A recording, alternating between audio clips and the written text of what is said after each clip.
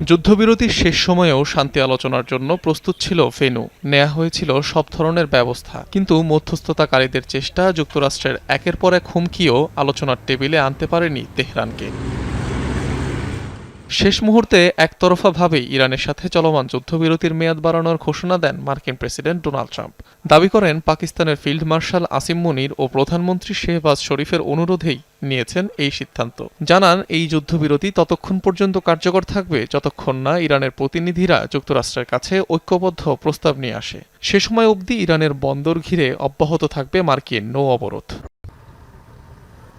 অন্যদিকে নিজেদের কথায় এখনও অটল ইরান। মার্কিন নৌ অবরোধ তুলে নেওয়া না পর্যন্ত আলোচনায় না বসার যে ঘোষণা দিয়েছিল তেহরান, তাতেই শেষ পর্যন্ত অনড় মোস্তাফা খামেনির প্রশাসন। ট্রাম্প অনেকটা বাধ্য হয়ে যুদ্ধবিরতি ঘোষণা করলেও আনুষ্ঠানিক প্রতিক্রিয়া নেই তেহরানের।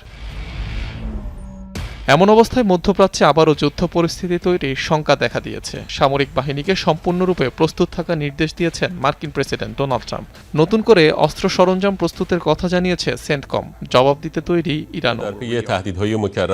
মার্কিন প্রেসিডেন্ট এবং সেই দেশের বারবার দেয়া হুমকির পরিপ্রেক্ষিতে সতর্ক করা হচ্ছে, ইসলামিক ইরানের বিরুদ্ধে কোনো আগ্রাসন ও পদক্ষেপ নেওয়া হলে আমাদের সশস্ত্র বাহিনীও অবিলম্বে পূর্ব নির্ধারিত লক্ষ্যবস্তুতে হামলা চালাবে। আগ্রাসী যুক্তরাষ্ট্র ও শিশু হত্যাকারী জায়নবাদী শাসনকে আগের চেয়ে আরও কঠোরভাবে একটি শিক্ষা দেয়া হবে। বর্ধিত যুদ্ধবিরতির সিদ্ধান্তকে স্বাগত জানিয়েছে মধ্যস্থতাকারী পাকিস্তান।